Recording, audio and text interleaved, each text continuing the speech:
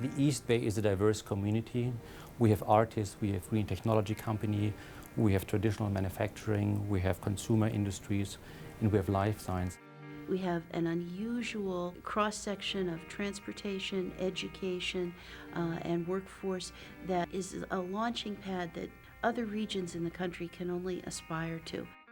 East Bay EDA's primary objectives is to enhance the business climate in the East Bay, to make it easier for businesses to locate here and grow here and thrive here. You know, we started in the late 80s where people weren't talking with one another and working together, and that was really the fundamental reason that people began and used us as a framework to be able to reach across borders, to basically between cities, between districts. The founding of the organization, I think, to a great extent, was really based upon a real need by the port to establish a coalition, a partnership, to take on one of the most significant projects the port had ever undertaken. And that was to deepen our channels, ultimately to a depth of minus 50 feet. And it really was birthed out of the fact that there was a need here in the East Bay for the different communities to come together about making sure that one of the largest economic engines in the Bay Area, our port, remained competitive domestically, meaning here in the United States, and internationally. So it was important to have the coalition of EDA in those days, which now the Alliance, to accompany the port to Washington to meet with our congressional representatives, to meet with their staffs, to meet with federal agencies, to get the support, which ultimately resulted in the Water Resources Act of 1999 and the funding of about $258 million for the project.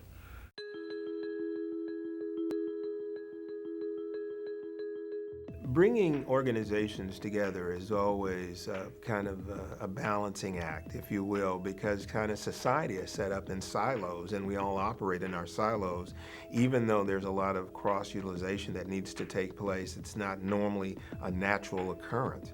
No one sector can address the problems that we have here in the East Bay. So we really feel that we need to be in partnership and in conversation with the other sectors, public sector and private sector, so that all of our dollars can be best leveraged for change. It's hard to have a dialogue around economic growth and development. So without EDA, those conversations wouldn't be happening, or they'd be happening in isolation.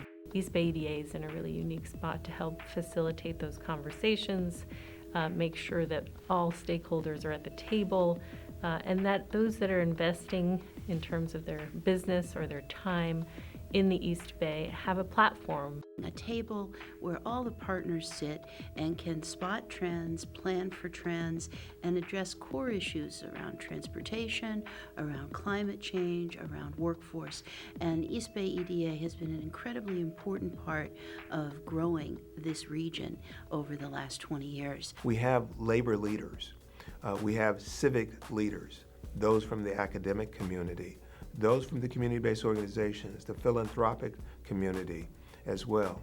And so we have that full complement that sits there on a regular basis, taking off each of their individualized hats and saying, how do we make this the best place to live, work, and do business? The East Bay EDA worked with Bayer Healthcare as well as local governments and PG&E to pull together an attractive package of incentives, which made the Bayer site here in Berkeley very competitive.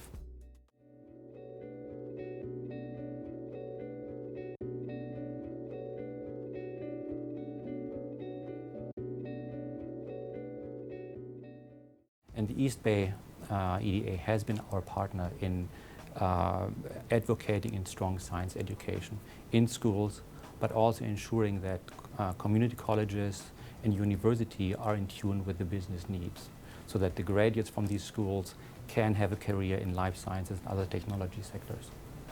By working with us and how we can, the different industries that come to the area, trying to introduce us to those industries and seeing how we can build the human capital for those industries, and also how we can working with East Bay EDA to attract other industries so they know that there is a university that could really be of support and help to them and build that the educational workforce that they need.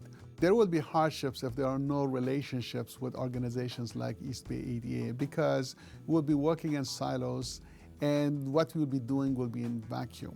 Many of our graduates will not have a strong indication of what is expected of them for the industry, will not have a good indication of the kind of graduates that the industry is looking for. Basically, there will be a mismatch on the kind of graduates that we provide for the community versus the needs that the industry have. So that mismatch will be a major cost for our region. Through East Bay EDA, we're able to come to the table and work with leaders in business, work with leaders in government to look at all of the important statistics, look at all of the important factors and trends that show us where our local economy is going, and help us create the foundation and the conditions to make that economy stronger, and to really get people thinking regionally, to think about Alameda and Contra Costa counties as the East Bay. This was not an organization that was ever mandated or required. There's no law that said that you have to have an East Bay EDA. So it was really held together by mutual interest and respect, working to really promote the East Bay. We are all contributors to the economic vitality of this community, and we have an organization, East Bay EDA, that is really our vehicle to be able to create that collaboration, that problem solving, and create a better community.